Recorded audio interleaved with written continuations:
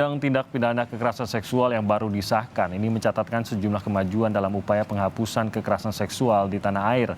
Lalu setelah disahkan, apa yang harus ditindaklanjuti agar Belait baru ini bisa dilaksanakan? Sudah bergabung bersama kami di studio Menteri Pemberdayaan Perempuan dan Perlindungan Anak, Ibu I Gusti Ayu Bintang Darmawati. Selamat pagi, Bu Bintang. Selamat pagi. Semoga sehat, Bu Bintang. Sehat, sama-sama. Semoga sehat semuanya. Terima kasih, Bu Bintang. Dan juga bersama kami sudah bergabung melalui daring. Ada Komisioner Komnas Perempuan, Ibu Siti Aminatardi. Selamat pagi, Bu Siti. Dan juga pakar hukum, ada Mbak Bivitri Susanti. Selamat pagi, Mbak Bivitri. Selamat pagi. Dan Mbak Bivitri ini yang turut mengawal juga nih, Anda berdua lah yang turut mengawal juga proses legislasi Undang-Undang TPKS sejak awal. Dan saya rasa ini menjadi momen yang mengharukan pada saat sudah disahkan oleh DPR kemarin. Saya ke Bu Bintang terlebih dahulu. Ibu, apa artinya ini untuk kementerian Anda? Dalam arti, apa tindak lanjut yang harus dilakukan oleh kementerian Anda setelah rancangan undang-undang ini sudah menjadi undang-undang sekarang? Tentunya ini sangat berarti ya, tidak hanya bagi kementerian kami, ini sangat berarti bagi masyarakat Indonesia, khususnya perempuan, anak, demikian juga penyandang disabilitas. Nah, pada kesempatan ini kami dari Kementerian Pemberdayaan Perempuan dan Perlindungan Anak yang ditugaskan Presiden sebagai leading sektor, tidak lupa mengucapkan terima kasih yang sebesar-besarnya. Ini sebenarnya sampai diketok 12 April, ini tidak terlepas dari kerja-kerja kolaboratif antara DPR RI, pemerintah, demikian juga masyarakat. Tadi Mas Timothy menyampaikan teman-teman kita yang hadir secara virtual ini salah satu juga pejuang untuk ikut mengawal sampai diketoknya rancangan undang-undang ini menjadi undang-undang. Nah, kita melihat kan, kalau kita melihat undang-undang tindak pidana kekerasan seksual yang baru diketok di 12 April ini adalah perjuangan panjang yang kita lalui karena kita melihat kalau dari urgensi daripada undang-undang ini, apakah melalui dari urgensi kita melihat dari aspek filosofis, kemudian sosiologis maupun yuridis, ini adalah sangat penting untuk kita punya suatu payung hukum yang komprehensif khusus mengatur kekerasan seksual. Tentu kalau kita bicara undang-undang, kita tidak ingin undang-undang ini tidak implementasinya di lapangan tidak implementatif. Tentu setiap undang-undang pasti akan diikuti dengan turunan undang-undang itu sendiri terkait dengan peraturan pelaksanaannya. Apakah melalui PP maupun melalui Perpres. Nah, inilah langkah dalam waktu dekat yang tentu kami lakukan di kementerian ini, melakukan sosialisasi dan koordinasi. Bagaimana undang-undang ini betul-betul dalam pelaksanaannya betul-betul implementatif di masyarakat. Nah, kami melihat, kalau kita melihat daripada mencermati naskah daripada undang-undang tindak pidana kekerasan seksual ini kan ada turunan ada 5 PP ya, ada 5 PP dan 5 Perpres yang harus kita laksanakan dalam waktu dekat ini. Nah, tentu kami akan melakukan koordinasi dengan kementerian terkait sesuai dengan tusinya. Salah satunya misalnya PP terkait dengan dana bantuan korban. Nah, intens kami akan komunikasikan dengan Kementerian Keuangan, demikian juga terkait dengan PP atau Perpres tentang restitusi ini dengan LPSK, demikian juga pelatihan aparat penegak hukum mungkin dengan Kementerian Hukum dan HAM. Nah, ini langkah-langkah yang dalam waktu dekat ini akan kami lakukan. Demikian juga tidak terlepas melalui pagi hari ini partisipasi masyarakat itu akan menjadi penting akan menjadi penting, masukan konstruktif untuk memperkaya daripada substansi PP maupun Perpres. Kami akan tunggu partisipasi masyarakat, sehingga yang terpenting pada kesempatan ini kami sampaikan adalah kita harus bersama-sama memberikan yang terbaik dalam implementasi daripada Undang-Undang Tindak Pidana Kekerasan Seksual ini. Jadi undang-undang ini bukan seperti akhir, justru awal, Bu ya. Betul. Jadi memang perjuangannya panjang untuk menuju ke undang-undang, tapi perjuangan ini belum berakhir. Ketika diketok itu belum berakhir. PR kita bagaimana undang-undang ini betul-betul implementatif, gitu kan. Nah, itu yang harus dikawal. Tadi Ibu bilang harus dikawal bersama-sama. Saya mau ke Bu Siti dan juga Mbak Bivitri. Ini kalau kita membaca di paling tidak dari Kompas menyebutnya ini fraksi juga nih, Bu Bintang, fraksi balkon katanya, yang juga bersukacita, bersorak pada saat undang-undang Betul. ini disahkan. Mungkin dari Mbak Siti boleh membuka bagaimana harapan yang timbul setelah undang-undang ini disahkan, tapi di sisi lain bersama harapan tersebut tentu saja ada mungkin sisi-sisi di mana kewaspadaan itu tetap ada karena undang-undangnya sudah ada, tapi apakah ini bisa diimplementasikan atau tidak begitu? Mungkin bisa digambarkan, Bu Siti.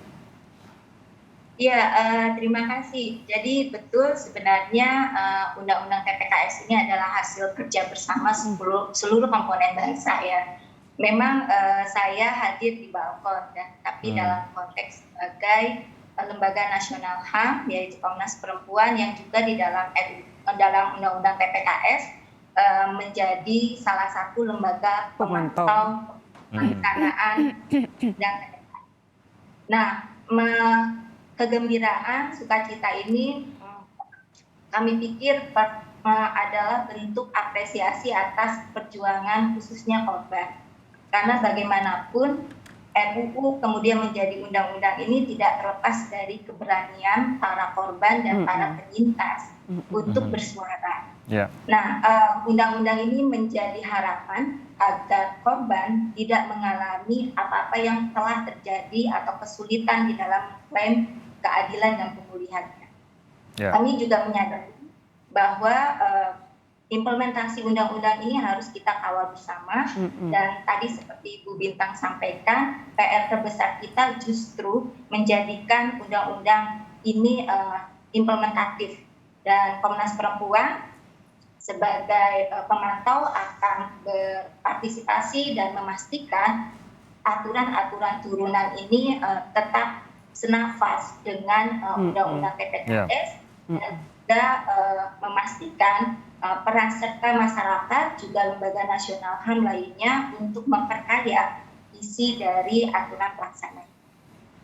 Ini yang harus tetap dikawal. Dan saya ke Mbak Bivitri, karena saya tahu betul Mbak Bivitri dari awal ini sudah bertahun-tahun mengawal dan sangat spesifik juga untuk pasal-pasal apa yang masuk dan tidak masuk, kata-kata apa yang seperti perlindungan dan pemaksaan dan lain-lain, ini sangat spesifik begitu Mbak Bivitri. Mungkin Anda sendiri masih memiliki catatan juga untuk undang-undang yang sudah disahkan ini. Kita terima dengan baik, kita sangat baik inisiatifnya, kita sadari.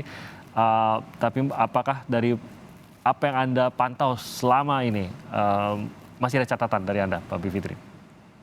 Iya, terima kasih. Jadi, tapi saya harus memulainya dengan apresiasi dulu nih, Timothy, karena saya kira ini terobosannya luar biasa sekali ya, karena terkait dengan perlindungan korban. Jadi perspektif korban itu bahkan secara eksplisit dimasukkan dalam teks undang-undang ini.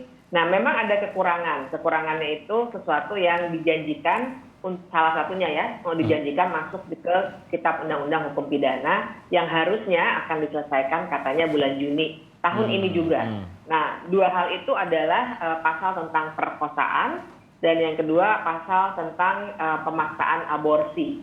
Bukan aborsinya ya, tapi pemaksaan aborsi. Nah, dua pasal ini tidak didefinisikan secara eksplisit di dalam RUU. Sebenarnya masih RUU nih, karena pengesahan itu belum, baru disetujui ya. Pengesahan itu tanda tangan Presiden. Tapi saya yakin ya, melihat komitmen pemerintah, Bu Bintang, dari KST dan juga dari Komnas Perempuan, saya yakin 30 hari nggak akan lewat tuh. Tapi secara resmi sebenarnya baru masih RUU, terus nanti baru pengesahan, kemudian nanti pengundangan itu diundangkan. Nah, jadi dua hal itu tidak masuk dalam RUU TPKS ini. Tapi diberikan tadi Prof Edi ini kan juga ahli hukum pidana ya, jadi tadi menggunakan istilah dalam bahasa Belanda. Tapi secara sederhana saya katakan ini namanya pasal jembatan. Ada di pasal 4 ayat 2-nya. Tadi kan ditampilkan di layar Kompas TV pasal 4 ayat 1-nya ada 9 jenis tindak pidana kekerasan seksual. Tapi di ayat 2-nya itu ada pasal jembatannya yang mengatakan bahwa ada 10 ya, tapi paling tidak perkosaan disebut, namun pemaksaan aborsi tidak disebut. Tapi ada bagian J-nya itu yang mengatakan tindak pidana lainnya, yang intinya nanti kalau diatur dalam peraturan-peraturan perundang-undangan lain, maka jenis-jenis tindak pidana kekerasan seksual itu tetap akan dapat mengakses hukum acara yang diatur dalam RUU TPKS ini. Nah itu nilainya penting sekali, Mas Timothy dan juga semua pemirsa. Pentingnya itu karena justru kekuatan dari RUU TPKS ini ada di salah satunya hukum acara yang tujuannya betul-betul untuk menangani, memulihkan korban dan juga tentunya mencegah begitu ya. Nah itu yang sangat penting. Catatannya di dua itu saja sebenarnya, walaupun seperti tadi sudah disampaikan oleh Ibu Bintang dan juga Ibu Ami, kita punya PR juga di level peraturan pemerintah dan peraturan presidennya. Bahkan nggak berhenti di situ sih, Mas Timothy, karena ini kan terobosan ya. Jadi cara berpikir para aparat penegak hukum, kita sendiri ya, bahwa kita, wah sekarang kita punya hak loh.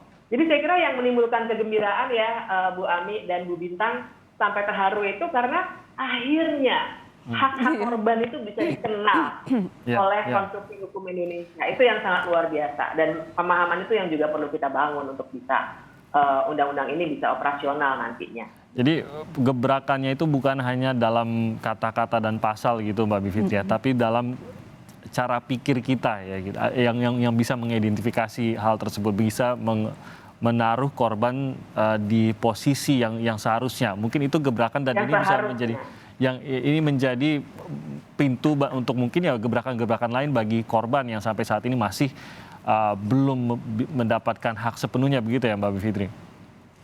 Betul.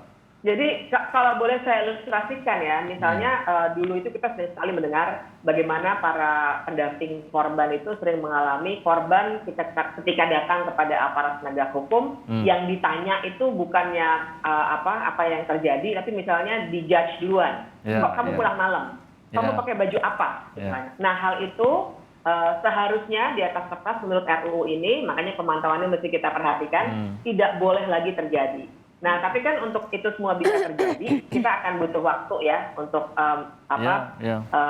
edukasi aparat penegak hukum, penyediaan sarana prasarananya, anggarannya dan sebagainya. Oke, kita nanti akan lanjutkan lagi. Khususnya nanti kita akan fokus kepada korban, perlindungan seperti apa yang harus dipahami sudah dimiliki oleh korban dengan akan berlakunya undang-undang ini. Kami akan bahas lebih lanjut usai jeda berikut ini.